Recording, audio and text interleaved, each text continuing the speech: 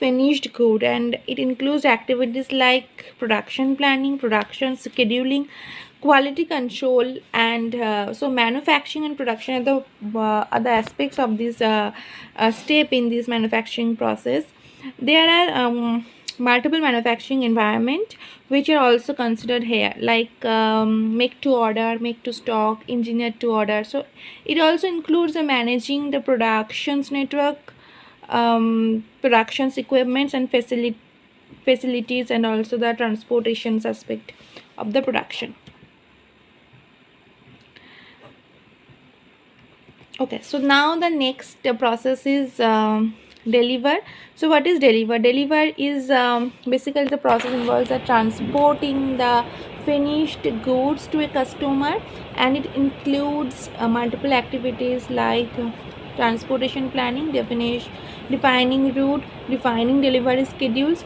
This delivery includes also order management, warehousing, and it includes receiving orders from customers and invoicing them once product has been received. Now the next process is return. So will now there is a defective so what is the return? So next process is return actually, and we will know about how a defective product that is shipped to a customer, there is a basically that should be returned. So the return component involves handling, receiving items, managing various types of reverse logistics. Usually this process involves managing the return of defective excess products, and it also includes the activities like processing returns, reverse logistic aspects. So the last process is enable, which is recently added to the SCORE model, and this includes which is associated with the supply chain management, such as different business rules, facilities, performance design, resources, contracts, compliance, and also risk management. And since it is recently added, I would say it is one can also refer it is an support component of the SCORE model, because all the components, like all the stuff which are included into this, like supply chain into this, like reverse logistics and all. So all this is the supporting component here. So now we have seen there are multiple process, and these are simply interlinking the supply chain management flow. So whatever flow we have seen in these topics, so that is considered to be a procurement and sourcing part, and where suppliers is involved in the source. Then make part the part is basically the manufacturing part. Companies involved into the production. So first of all sourcing and then productions, and then the transporting the finished good and deliver the finished good to the potential customers who have placed those orders. Now plan pays actually the first thing, that is a plan. So it plays a major role, which includes the planning of resources, planning of labor, planning of transportation. So plan is across the supply chain process. So plan stands for basically a process which is guided by the management team of a supply chain function.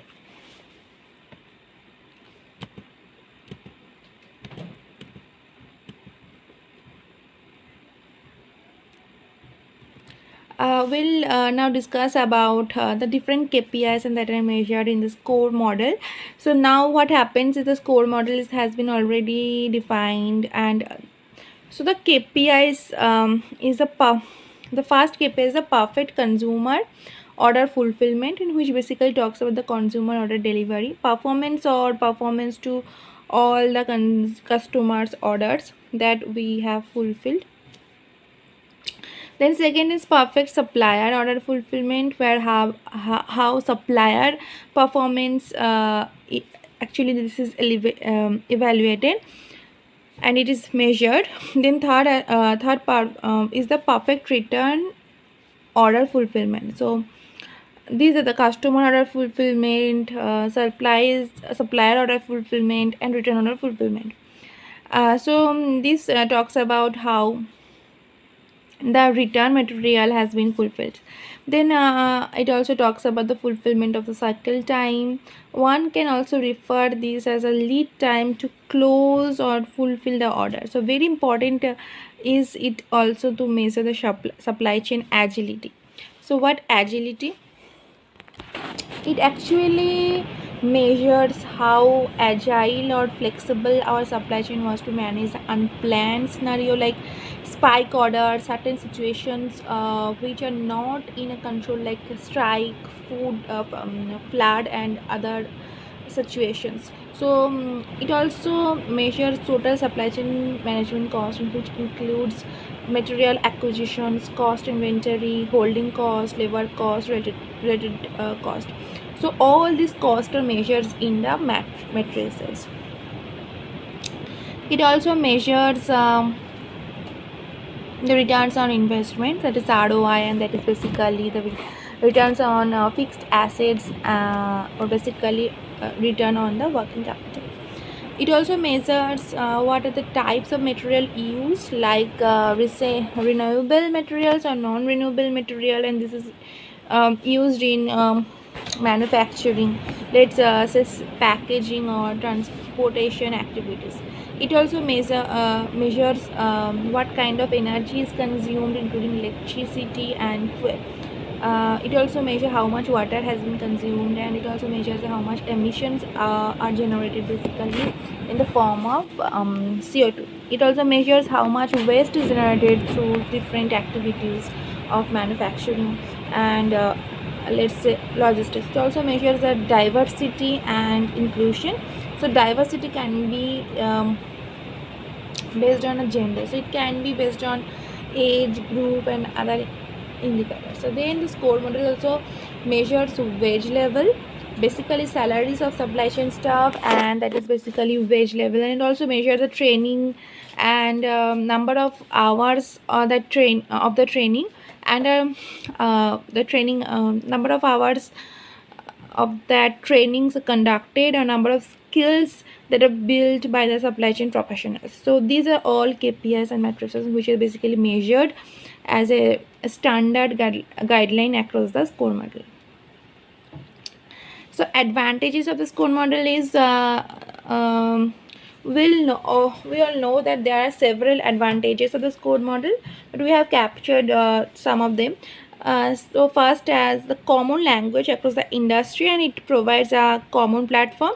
And so what does it mean? So that score model provides a common language and systematic approach in evaluating improving the supply chain operations. So these can help organization to better understand the supply chains and identify the areas for the improvement. And secondly, the score model is comparative analysis, so one can compare with the data within the industry, and also benchmarking and to understand the best practices being done within the industry. So this helps to organizations to identify the opportunities for the improvements and to adapt the best practices that has successful in other organizations.